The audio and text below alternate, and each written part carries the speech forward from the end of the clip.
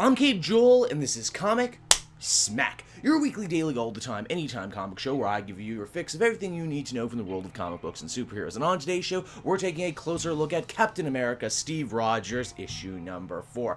Captain America's mind has been manipulated. He believes himself to be a Hydra sleeper agent, but moreover than that, he has dreams and aspirations of making Hydra great again. Will he succeed? Let's hop on in together and find out, shall we?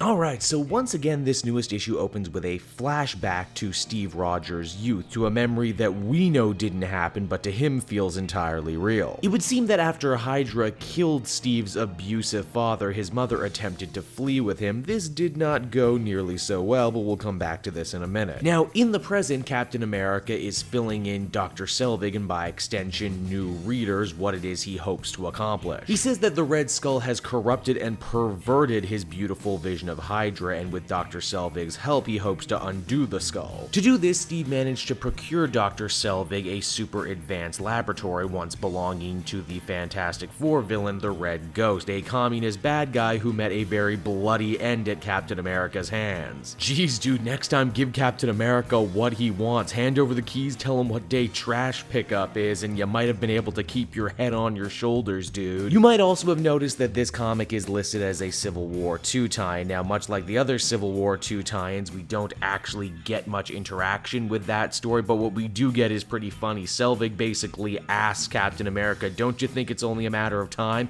until the other Avengers start thinking you're acting weird? Only for a Hydra Cap to fire back by saying, they're so busy wrapped up fighting each other right now, they'll never know what I'm up to. Captain America also isn't afraid of S.H.I.E.L.D. at all. He says S.H.I.E.L.D. will destroy themselves long before they ever become an issue, and with that we transition over to Maria Hill, who is still getting the third degree for what happened during Pleasant Hill. She's so stubborn and so bullheaded, she basically swears to bring down the entire National Security Council before she actually gets ousted, but the big suits have an ace up their sleeve, and that turns out to be Everett Ross. He's a spineless, wormy politician, mostly involved in Black Panther stories. He's been brought in as the ringer to make sure that Maria Hill faces justice. Fun fact too, he was also played by Martin Freeman in Captain America Civil War. Now, who will take Maria Hill's job as head of S.H.I.E.L.D. when she's gone? Well, believe it or not, Sharon Carter seems to be jockeying for the position. In fact, she's attempting to push through a bill right now that would give S.H.I.E.L.D. unparalleled power in dealing with domestic terrorism a la Hydra. The reforms she's asking for, being able to profile, wiretap, data mine, etc.,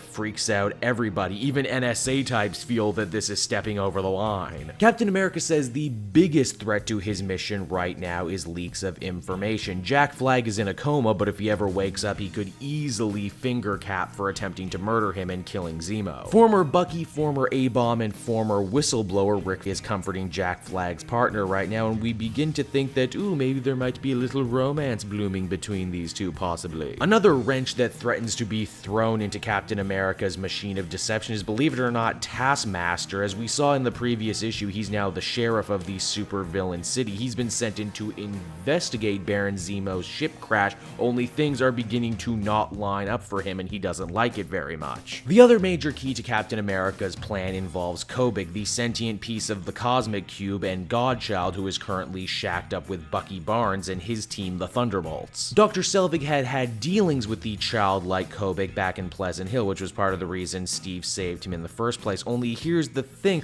Kobik seems to be playing a completely different game, and it's hard to tell whose side she's on. She actively tries to make it so Bucky can't get in touch with Steve and let him know where she is. Now, as the comic winds down, we once again flash back to the past, where we can see Hydra, once friends to Steve and his mother, ended up killing her when she tried to leave. Steve was saved, however, because the nice lady who had been helping out his mom claims that she has many plans for him. This is really interesting because right up until now, all the manufactured, manipulated memories that Kobik had given Steve Rogers in his quote-unquote time with Hydra were all these really beautiful, almost Disney-esque ideal memories. Now, though, it's got such a dark turn to it, you have to wonder what's going on. Have the memories started to turn against themselves? Why such a twist? Steve vows that he will kill the Red Skull if that's what it takes to bring Hydra back to its former glory, to make it great again. No longer will they be a group of hateful thugs serving a madman's dream. They will aspire to something greater, but only under Captain America's leadership. Captain America Steve Rogers #4 continues to be one of the craziest comic book roller coaster rides I've read in a very, very long time. It's also kind of an issue that slows things down and kind of gets you up to speed on everything that's happened in the other 3 issues, which were in and of themselves so crazy. Now it's Steve explaining things from his point of view. This really is a tapestry that Nick Spencer has weaved with so many different characters, motivations, intrigue, espionage, double loyalties, you know, all that good spy movie stuff. It's also so totally superhero filled to bursting with a bunch of great characters from Marvel's expanded catalog. I mean, what's not to enjoy? Overall, I would give this one another enjoyable 8 out of 10. Hey everyone, thanks so much for watching my newest video. I hope you enjoyed it, and while you're here, why not check out another video I have on offer, or maybe if you're feeling in a supportive mood, you want to like or subscribe. And if you want to support the creation of more videos just like this one, then please by all means check out the Cape Joel Patreon. A little bit goes a very long way, and I will see you all next time.